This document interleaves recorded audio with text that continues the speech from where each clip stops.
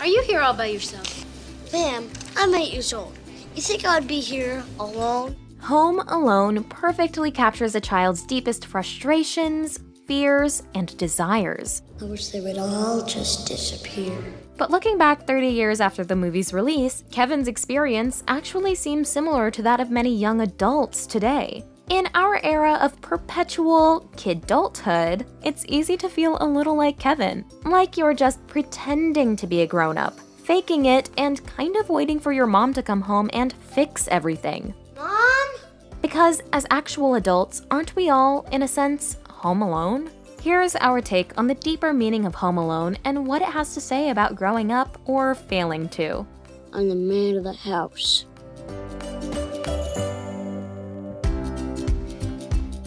You're watching The Take. Thanks for watching, and be sure to share and subscribe.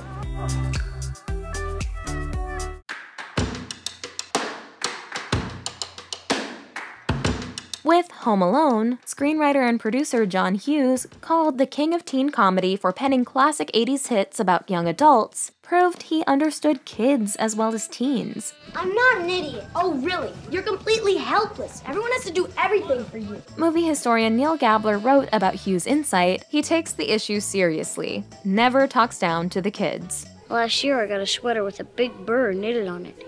Oh, that's nice. Not for a guy in the 2nd grade. You can get beat up for wearing something like that. The script, set design, and cinematography of Home Alone are all geared towards expressing a child's perspective. As Julio Macat, the film's cinematographer, put it, quote, "We thought about every shot in terms of the point of view of the kid. Because of that, we used wider angles. The height of the camera was lower than you would normally have. Our ceilings were important because we were looking up a lot. Because we thought that kids see everything in an amplified way, we made the lights in the house feel a little bit brighter." The visual emphasis on Kevin's point of view complements the script's insight into child psychology. Hughes captured the quintessential truth of childhood, that when you're young, you don't necessarily think of yourself as young. Uncle Frank won't let me watch the movie, but the big kids can.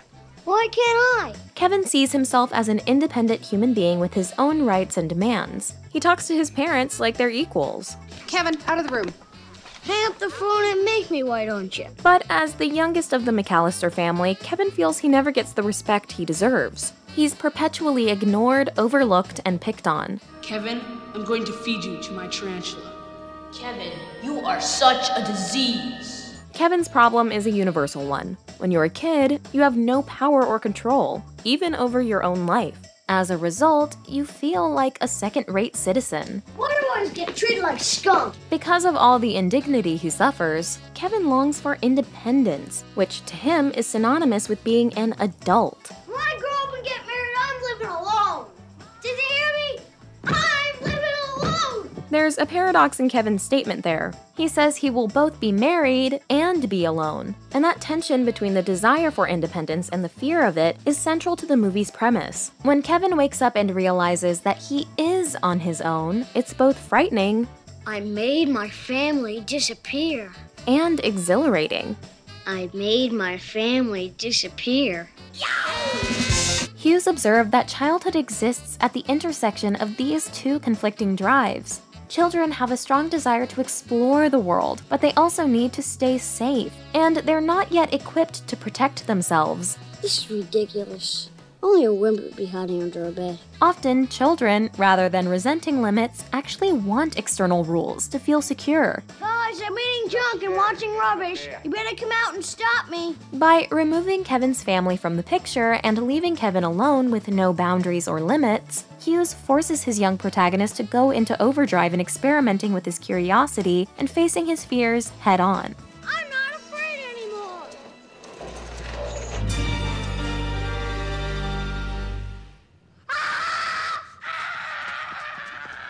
And we participate in that mix of glee and terror, like little kids ourselves suddenly being let loose on the world for the first time.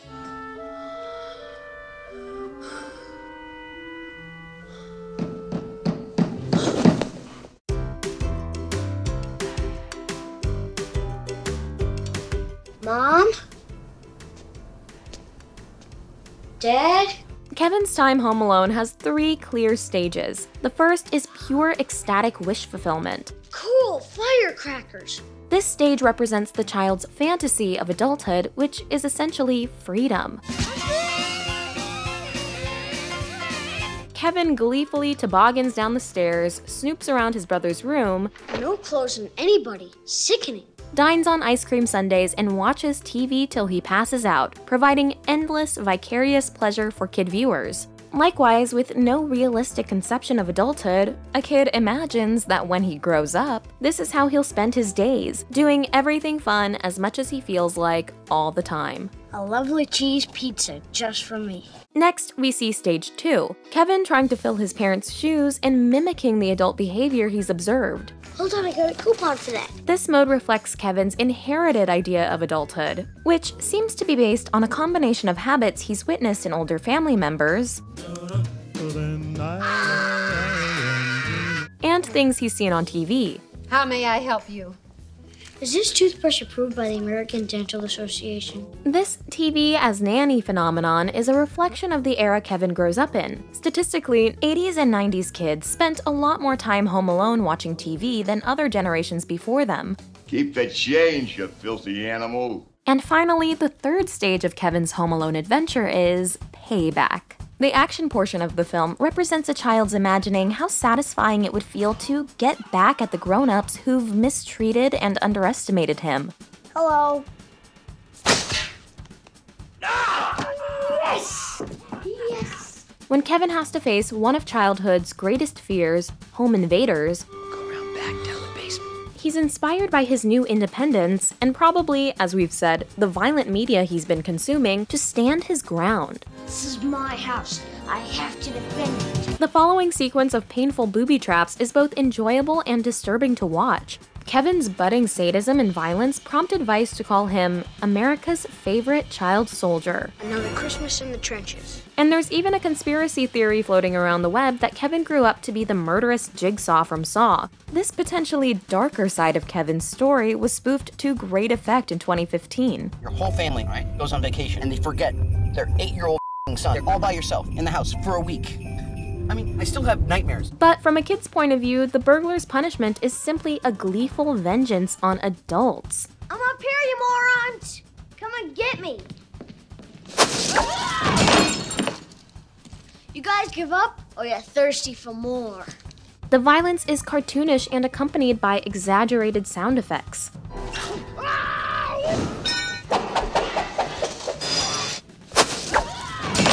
Notably, none of Kevin's 3 modes, wish fulfillment, aping adulthood, or punishing the bad adults, are remotely accurate visions of maturity. They're what a kid thinks growing up is. A kid who learns about life from TV more than he probably should. Bless his highly nutritious microwavable macaroni and cheese dinner and the people who sold it on sale. Amen. So that leaves us with the question, what is adulthood anyway?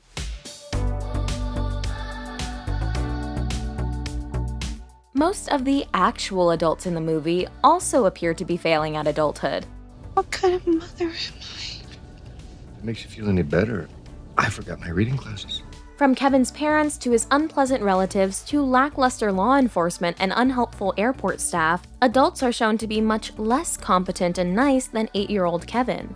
I'm old enough to know how it works. Yet, even though he lacks positive role models, Kevin eventually carves out an answer to the question of what it takes to be a real grown-up over the course of his solitary adventure. Kevin learns self-sufficiency. I got to milk, eggs, and fabric softener. He also starts taking personal responsibility for his actions. I didn't mean it. If you come back, I'll never be a pain in the butt again. And most importantly, he learns emotional maturity through his relationship with the character of Old Man Marley. I said some things I shouldn't have. I really haven't been too good this year. This character, developed in part by the film's director, Chris Columbus, the character of Marley, I don't think existed in the original screenplay. We sort of worked together to bring that emotional side to it. first comes off as the neighborhood Boo Radley-esque boogeyman. You ever heard of South Bend Shovel Slam? But Kevin comes to see that this much older person is not only still deeply human, but also suffers from family problems like the ones that plague Kevin too. I'm not welcome with my son. Emotional maturity, it turns out, is not a given that comes with age. No offense, but aren't you a little old to be afraid? You can be a little old for a lot of things.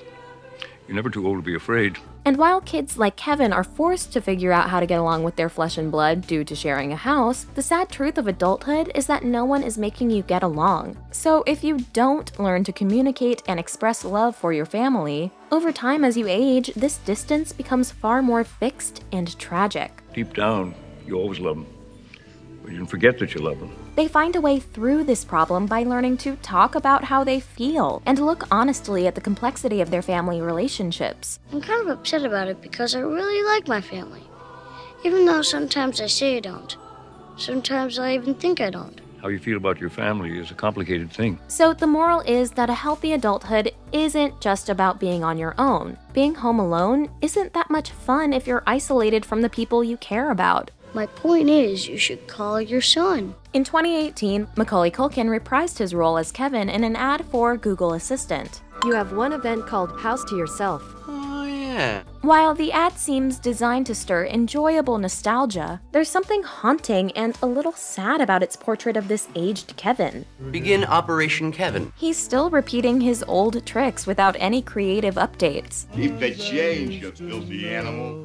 Okay. He enjoys his dinner for one, seemingly content with this solitary, stagnant existence. This young adult is still home alone, with nothing challenging him and no family around. In light of this picture of Arrested Development, it's darkly ironic that Macaulay Culkin, the actor who portrayed Kevin, is dogged by the role's popularity to the point where it feels the public won't let him grow up. You do really look exactly alike. You look like you're still like 4 years old. It's a curse and a blessing. Like, still yeah. got the same face. Perhaps Home Alone is a story of disillusionment in adulthood, as much as it is an ode to independence and personal responsibility. Kevin, and all of us along with him, learned that being a grown-up sort of sucks. The aftershave stings, the grocery bags tear, and the relationships don't get any easier. You can hurt them and they can hurt you. And that's not just because you're young. And while the adults in this movie appeared pretty unsympathetic on first viewing, watching again we might feel pity for these harried grown-ups who are so frazzled and overwhelmed that they somehow don't notice a kid is missing until midway through a transatlantic flight. Kevin! So Google's adult Kevin is still a fitting poster boy for the generation of millennials who were raised on this movie and now might find themselves lonely, emotionally immature, and too dependent on media as a window into the world. What if we, like Kevin, are stuck in kidulthood, all grown up but still home alone, hedonistic and afraid with only our devices to keep us company? Hey Google, add aftershave to my shopping list. Still, there is a silver lining.